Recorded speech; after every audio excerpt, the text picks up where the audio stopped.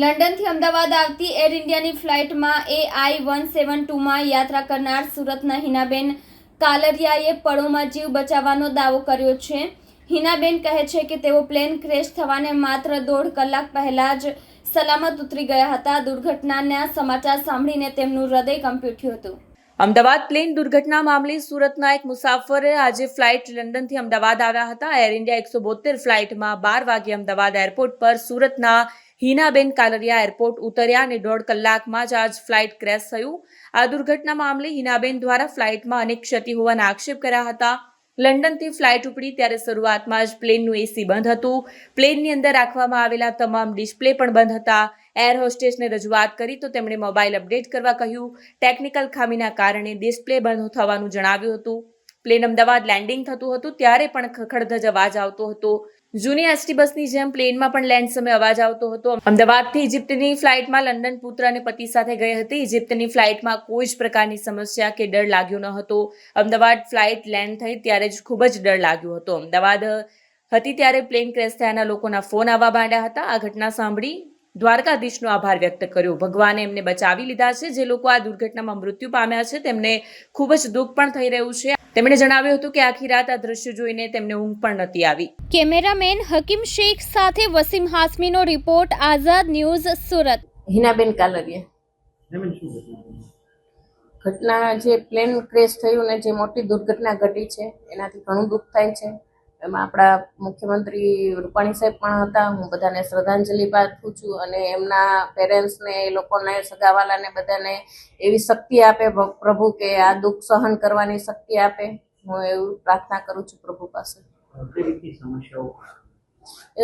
જ્યારે હું લંડનથી અમદાવાદ આવવા નીકળીને ત્યારે 8:15 મારું પ્લેન હતું અને એ લેટ થઈને 2 કલાક લેટ થયું હતું અને 10:30 ની આસપાસ એ પ્લેન ઉપડ્યું હતું. અને ત્યારે મને એવું કંઈક લાગ્યું કે ભાઈ 2 કલાક લેટ કેમ છે, કદાચ હોઈ શકે, લેટ પણ હોઈ શકે પ્લેન.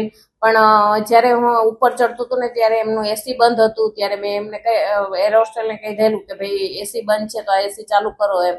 અને જ્યારે મેં ડિસ્પ્લે ચાલુ કરી તો એ ડિસ્પ્લે પણ બંધ હતી અને ડિસ્પ્લેમાં કાંઈ જ નહોતું આવતું. મને ના પાડી હતી એર હોસ્ટેલે કે એમને ટચ નહીં કરતા, તમારે એન્જોય કરવું હોય તો તમારા મોબાઈલમાં કરો, બધી ડિસ્પ્લે બંધ છે.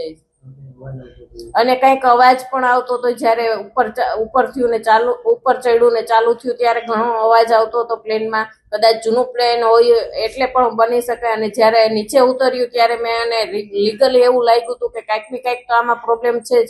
કારણ કે જ્યારે નીચે ઉતર્યું ત્યારે એકદમ અચાનક નીચે ઉતરી ગયું અને મને અંદરથી ડર પણ લાગેલો. ત્યારે મેં મારા ભગવાનને યાદ કરેલા, પ્રાર્થના કરેલી, ભગવાન હું શાંતિથી ઘરે પહોંચી જાઉં, હું સમર્પણ ધ્યાનમાં જોડાયેલી છું. તો મેં બાબા સ્વામીને પણ યાદ કર્યા હતા. જ્યારે હું ધ્યાનમાં બેઠી સવારે ત્યારે પણ મેં પ્રાર્થના કરેલી કે હું ઘરે શાંતિથી પ્રભુ પહોંચી જાઉં.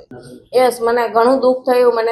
હું લગભગ અમદાવાદની બહાર પણ નહોતી નીકળી. સિવિલ પહોંચી ને ત્યાં મને સમાચાર મળ્યા કે એ પ્લેન જ ક્રેશ થયું છે, તમે શાંતિથી પહોંચી ગયા છો ને એમ કરીને. તો મને ઘણો અંદરથી ડર લાગ્યો ને હું પ્રભુની કૃપાથી ઘરે શાંતિથી પહોંચી ગઈ. પણ ત્યારે હું પ્રભુને પ્રાર્થના કરી કે ભગવાન તે મને ઘરે પહોંચાડી દીધી. બાકી એ જ પ્લેન હતું. જ્યારે નીચે ઉતરતું ત્યારે આ ઘટના બની શકે છે અને ઉપર ચડ્યું ત્યારે આ ઘટના બની લગભગ 3 મિનિટમાં જ. અને હું ઉતરીને 2 કલાકની અંદર તો આ ઘટના બની ગઈ હતી. અને મને ઘણું દુઃખ થાય છે. ઘણા બધા સ્ટુડન્ટો હતા, ઘણા બધા પેરેન્ટ્સો હતા અને એ બધાએ પોતાનો જીવ ગુમાવ્યો છે. બહુ મોટી દુર્ઘટના છે.